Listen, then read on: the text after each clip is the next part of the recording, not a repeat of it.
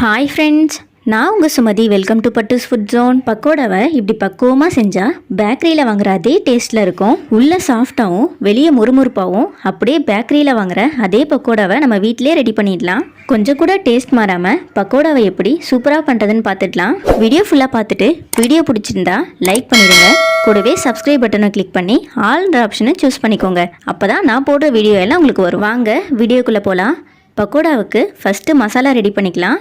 இதுக்கு 10 பல் பூண்டு தோலோடு எடுத்துக்கலாம். கூடவே 3 பச்சை மிளகாய், ஒரு பெரிய சைஸ் இஞ்சியை கட் பண்ணி சேர்த்துக்கலாம். கூடவே 1 ஸ்பூன் அளவு சோம்பு சேர்த்துட்டு இதை நல்லா கொரகொரப்பாக அரைச்சி எடுத்துக்கலாம். தண்ணி எதுவும் சேர்க்காம நல்லா இந்த அளவுக்கு அரைச்சி எடுத்துக்கணும். மசாலா கொரகொரப்பாக இருந்தால் தான் பக்கோடா கடிச்சு சாப்பிடும்போது ரொம்பவே நல்லா இருக்கும். இது இருக்கட்டும். ஒரு பவுலில் 1/4 கிலோ அளவு கடலை மாவு சேர்த்துக்கலாம். மெஷர்மெண்ட்டுக்கு இன்னைக்கு கப் எதுவும் யூஸ் பண்ணலை, கேஜி அளவு தான் யூஸ் பண்ணுறேன்.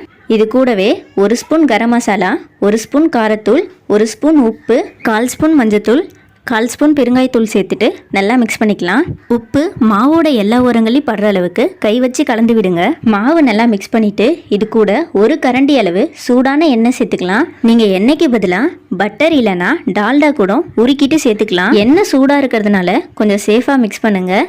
கையால் பண்ணுறதுக்கு பதிலாக நீங்கள் ஒரு ஸ்பூன் இல்லை கரண்டி வச்சு கூட நீங்கள் மாவு மிக்ஸ் பண்ணிக்கலாம். மாவு நல்லா மிக்ஸ் ஆனதும் கையால் எடுத்து பாருங்கள். இந்த அளவுக்கு இருக்கணும். 2 கை வச்சு மாவை நல்லா இது மாதிரி தேய்ச்சி விடுங்க. பக்கோடா நல்ல முறுமுறுப்பு தன்மையாக இருக்கும். உங்களுக்கு 2 கை வச்சு இது மாதிரி தேய்ச்சி விட கஷ்டமாக இருந்தால் ஒரு கையாலே மாவை நல்லா அழுத்தி பிசைஞ்சு விடுங்க. 1லேருந்து 2 நிமிஷத்துக்கு இது பண்ணால் போதும். இது கூட நீட்டு வாக்கில் கட் பண்ண 1/2 கிலோ வெங்காயத்தை சேர்த்துக்கலாம். 1/4 கிலோ மாவுக்கு 1/2 கிலோ வெங்காயம் கரெக்டான அளவு. வெங்காயத்தை ரொம்ப மெலிசாக கட் பண்ண வேணாம். பிரியாணிக்கு எப்படி கட் பண்ணுவீங்களோ அந்த மெத்தடில் கட் பண்ணிக்கோங்க. இது கூடவே நம்ம அரைச்சி வச்ச மசாலாவை சேர்த்திடலாம். பக்கோடாவுக்கு கருவேப்பிலை நல்லா தாராளமாக சேர்த்துக்கோங்க. இதுக்கு 4 கொத்து கருவேப்பிலை எடுத்திருக்கேன். இதை உருவி சேர்த்துக்கலாம். கருவேப்பிலையை அப்படியே சேர்க்காம நீங்கள் கட் பண்ணி கூட சேர்த்துக்கலாம். தண்ணி எதுவும் சேர்க்காம வெங்காயத்தை நல்லா மாவோடு மிக்ஸ் பண்ணி விடுங்க. வெங்காயத்தில் இருக்க தண்ணியே மாவுக்கு கரெக்டாக இருக்கும். அப்படி பத்தலைன்னா கொஞ்சம் போல் தெளிச்சு விட்டு பிசைங்க. பிசைஞ்சதுக்கு அப்புறமும் எனக்கு இந்த அளவுக்கு மாவு ட்ரையாக தான் இருக்குது, அதனால நான் கொஞ்சம் போல் தண்ணி சேர்த்து பிசைஞ்சிக்கிறேன். ரொம்ப தண்ணி சேர்த்துட்டிங்கன்னா போண்டா மாதிரி ஆகிடும், பக்கோடா மாதிரி வராது. ஒரு கையளவு மட்டும் தண்ணி சேர்த்து நல்லா மாவை கிளறி விடுங்க. தண்ணி சேர்த்து பிசைஞ்சதுக்கப்புறம் மாவு நல்லா ஈரமாக இருக்குது. பக்கோடாவுக்கு இந்த மாவு பிசைகிற பக்குவம் தான் ரொம்ப முக்கியம். அதனால கொஞ்சம் நிதானமாக பண்ணுங்கள். மாவு பாருங்கள், கொஞ்சம் கெட்டியாகவும் உதிரியாகவும் இருக்குது. இந்த ஸ்டேஜ் தான் கரெக்டாக இருக்கும். இந்த மாவை ஊற வைக்கலாம் தேவையில்ல, நம்ம அப்படியே ஆயிலில் சேர்த்து பொரிச்சிடலாம். பக்கோடா போடுறதுக்கு ஆயில் நல்லா ஹீட்டாக இருக்கணும். நீங்கள் மாவு பிசையும் போதே ஆயில் அடுப்பில் போட்டுருங்க. கை நிறைய மாவு எடுத்து நல்லா அழுத்தி உதிர்த்து விடுங்க.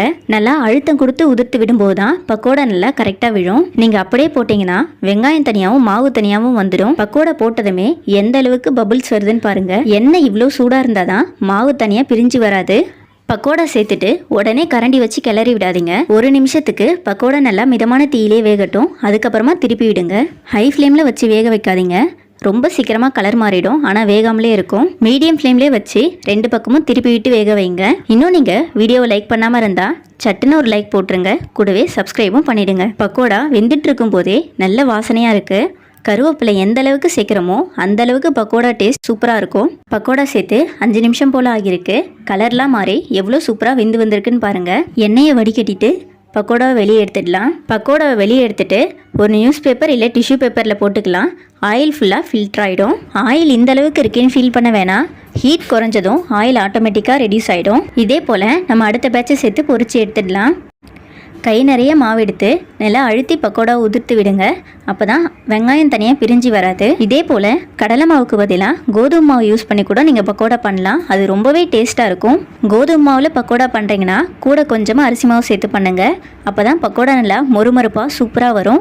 பாருங்கள், கடையில் வாங்குற அதே பக்கோடா போலவே இருக்குது. இதே போல் இன்ஃபர்மேட்டிவான குக்கிங் வீடியோஸ்லாம் வேணும்னா மறக்காமல் நம்ம சேனலை சப்ஸ்கிரைப் பண்ணி வச்சுக்கோங்க. கையில் எடுத்து உடச்சி காட்டுறேன் எந்த அளவுக்கு பக்கோடா சூப்பராக வந்திருக்குன்னு பாருங்கள். நம்ம ஆனியன் பக்கோடாவை ரொம்பவே ஹைஜீனிக்காக 10 நிமிஷத்தில் வீட்டிலே ரெடி பண்ணியாச்சு. நீங்களும் இது போல் செஞ்சு ஸ்டோர் பண்ணி வச்சுக்கோங்க. ஈவினிங் டைமில் டீயோட பக்கோடா சாப்பிட்றதுக்கு ரொம்பவே டேஸ்ட்டாக இருக்கும். நீங்களும் ட்ரை பண்ணி பாருங்கள். எப்படி வந்திருக்குன்னு மறக்காமல் கமெண்ட் செக்ஷனில் கமெண்ட் பண்ணுங்கள்.